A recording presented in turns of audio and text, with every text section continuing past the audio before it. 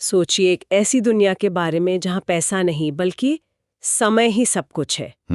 आपकी कॉफी की कीमत मान लीजिए 4 मिनट है, आपके घर का किराया 1 महीना है और एक लग्जरी कार की कीमत 50 साल। और हर किसी की कलाई पर एक घड़ी है जो उल्टी चल रही है। हाँ, और अगर वो जीरो हो गई तो आप खत्म। आज हम ऐसी ही कहानी के सोर्स मटेरियल की परतों को खोलेंगे।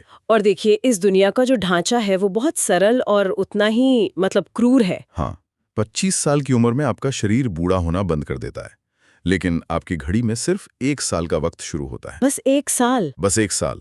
उसके बाद आपको हर 1 सेकंड कमाना, उधार लेना या चुराना पड़ता है। ये सिस्टम समाज को दो हिस्सों में साफ साफ बांट देता है। बिल्कुल, एक तरफ हैं ग्रीनिच के अमीर जिनके पास हजारों साल हैं और वो एक तरह से अमर हैं, और दूसरी तरफ गेटो के गरीब जो हर दिन सिर्फ अगले 24 घंटे जीने के लिए लड़ रहे हैं। हर एक दिन। और इसी लड़ाई के बीच हमारी कहानी का हीरो है विल, जिसके पास बस कुछ ही घंटे बचे हैं। आज हम देखेंगे कि कैसे एक अजनबी से मुलाकात न सिर्फ उसकी बल्कि इस पूरे सिस्टम की किस्मत बदलने वाली है। तो चलिए इस दुनिया को और करीब से समझते हैं। कहानी हमें सीधे गेटो शहर में ले जाती है। यहाँ हर कोई तेजी में है, हर कोई भाग रहा है। हाँ, क्योंकि वक्त बर्बाद करने का मतलब है मौत को दावत देना। विल अपनी माँ के साथ रहता है जो 50 की उम्र में भी 25 की दिखती है और उसके पास भी सिर्फ एक दिन का समय बचा है। और यही हमें इस दुनिया का पहला नियम दिखता है ना। हाँ, कि समय को छूकर ट्रांसफर किया जा सकता है। ये बहुत दिलचस्प है। मतलब हर इंसान एक चलता फिरता बैंक भी है और एटीएम भी। बिल्कुल,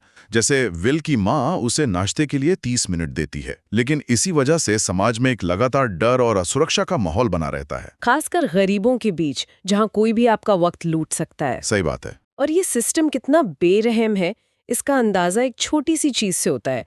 विल कॉफी खरीदने जाता है और उसका दाम बढ़ गया है। हाँ, रातों रात दुगना हो चुका होता है, 2 मिनट से 4 मिनट। ये सिर्फ महंगाई नहीं है, ये एक हथियार है। हाँ, ये हमारे रियल वर्ल्ड के सर्च प्राइसिंग का एक बहुत ही एक्सट्रीम वर्जन है। सिस्टम को जानबूझकर ऐसा बनाया गया है कि गरीब कभी सिर उठाई ना पाए। ये कोई गड़बड़ी नहीं है, ये सिस्टम का डिजाइन है। हाँ, उसका एक फीचर है। इसका मकसद ही यही है कि एक बड़ी आबादी हमेशा मौत के साये में जिए। और इसी माहौल में विल की मुलाकात होती है हेनरी से, एक अमीर आदमी जिसकी घड़ी में 100 साल से ज्यादा का वक्त है, और वो गेटो के एक बार में आराम से बैठा है, जो कि खुदकुशी करने जैसा है। हाँ, विल उसे यही समझाता है।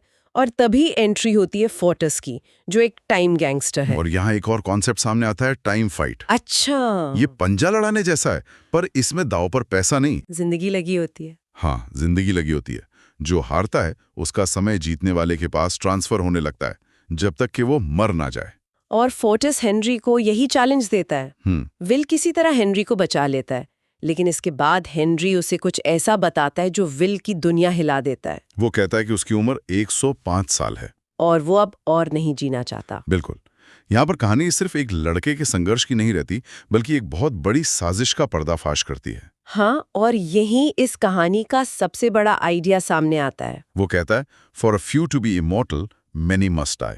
यानी कुछ लोगों की अमरता के लिए बहुतों को मरना होगा। हाँ, ये कोई नेचुरल सिस्टम नहीं है, ये एक जीरो सम गेम है जिसे अमीरों ने अपनी अमरता के लिए बनाया है। मतलब गरीबों का समय सचमुच अमीरों की जिंदगी बन रही है। हर अमीर की कलाई पर जो हजारों साल हैं, वो असल में गेटो के लाखों लोगों की छीनी हुई जिंदगियां हैं। वो गेटो में जो महंगाई है, जो गरीबी है, वो सब कुछ एक सोची समझी चाल है। बिल्कुल। उस रात हेनरी सोते हुए विल को अपने 116 साल दे देता है और खुद पुल से कूदकर जान दे देता है। और विल जब उठता है तो उसकी कलाई पर 1 सदी से ज्यादा का वक्त है। उसे एक नोट मिलता है, मेरा समय बर्बाद मत करना। वाह। और अचानक मिली इस दौलत के साथ एक जिम्मेदारी भी आती है। हाँ, वो फौरन अपने दोस्त को 10 साल देता है, लेकिन उसका असली मकसद तो अपनी माँ को इस नर्क से बाहर निकालना है। वो अपनी माँ का इंतजार करने बस स्टॉप पहुंचता है, लेकिन यही कहानी का सबसे दर्दनाक मोड़ आता है। विल की माँ रैचल अपना उधार चुकाकर लौट रही है, लेकिन बस का किराया 1 घंटे से बढ़कर 2 घंटे हो गया है, अचानक, बिना किसी वार्निंग के। हाँ। और उसके पास सिर्फ 1.5 घंटा है।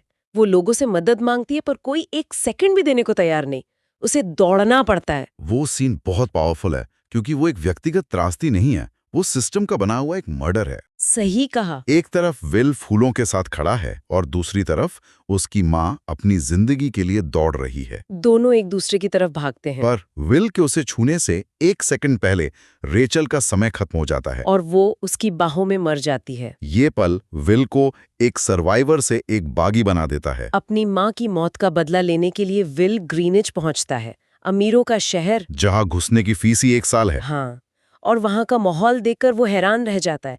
लोग धीरे धीरे चलते हैं, कोई जल्दी में नहीं है। बॉडीगार्ड्स के पास भी 100-100 साल हैं। ये कल्चरल शॉक बहुत बड़ा है। वहां उसकी मुलाकात होती है सिल्विया और उसके पिता फिलिप से, जो दुनिया का सबसे बड़े टाइम बैंक्स में से एक का मालिक है। और विल पोकर के एक गेम में फिलिप के खिलाफ अपना सब कुछ दांव पर लगा देता है और 1100 साल जीत जाता है। हाँ, ये देखकर सिल्विया, जो हमेशा एक सुरक्षित बुलबुले में रही है, विल की तरफ आकर्षित होती है। लेकिन तभी वहां टाइमकीपर्स पहुंच जाते हैं। यानी समय की पुलिस। हाँ, उनका लीडर रेमंड हेनरी की मौत के लिए विल को पकड़ लेता है और उसका सारा समय छीन लेता है। अब विल के पास सिर्फ 2 घंटे हैं और वो इस सिस्टम के सबसे सुरक्षित शहर में फंस गया है। तो ऐसे में वो वही करता है जो एक हताश इंसान करेगा। वो सिस्टम की सबसे कीमती चीज को अपना हथियार बना लेता है। फिलिप की बेटी सिल्विया को। और यहीं से कहानी एक थ्रिलर का रूप ले लेती है। विल सिल्विया के साथ गेटो भाग जाता है, लेकिन वहां पहुंचते ही वो लुट जाते हैं। और यहाँ पहली बार सिल्विया, जिसने कभी 1 मिनट की भी चिंता नहीं की थी,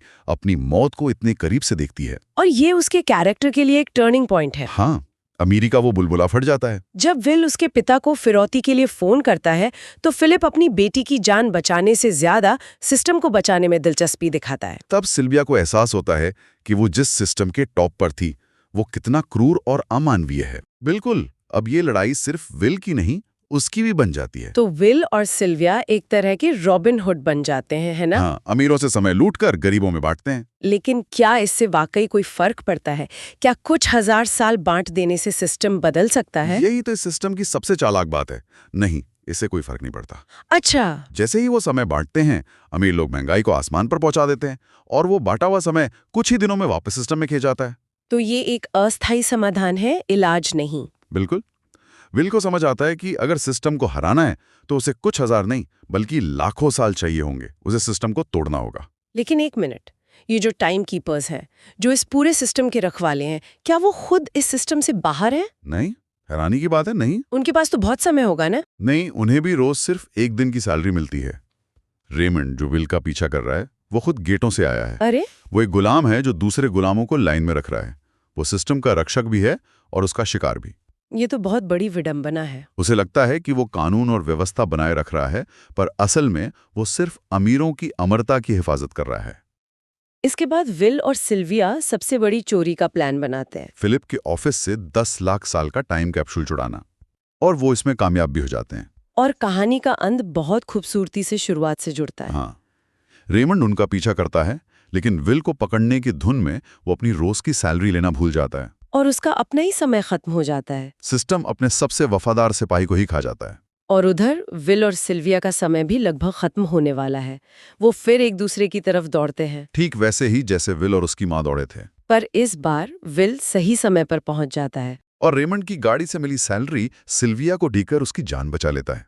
और वो जो 10 लाख साल का कैप्सूल है, वो उसे गेटों में बांट देते हैं।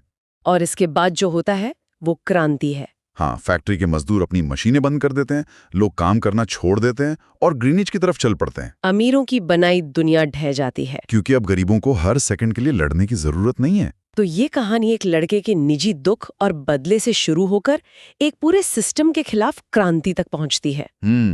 जहां समय ही जिंदगी है, वहां उसे कुछ हाथों में कैद कर लेना ही सबसे बड़ा अपराध है। बिल्कुल, ये कहानी एक काल्पनिक दुनिया की है, लेकिन ये सोचने पर मजबूर करती है। हाँ, क्या हमारे समाज में भी धन और अवसर का बंटवारा कुछ इसी तरह नहीं है? मतलब जहाँ कुछ लोगों के पास इतना कुछ है कि वो कई जिंदगियां जी सकते हैं, और बाकी लोग अपनी पूरी जिंदगी सिर्फ बुनियादी जरूरतों के लिए संघर्ष करते रहते हैं। कि जब कुछ लोगों के पास जरूरत से बहुत ज्यादा होता है, तो क्या उसकी कीमत कहीं और किसी और को नहीं चुकानी पड़ती? ये एक सवाल है जो ये कहानी अपने पीछे छोड़ जाती है।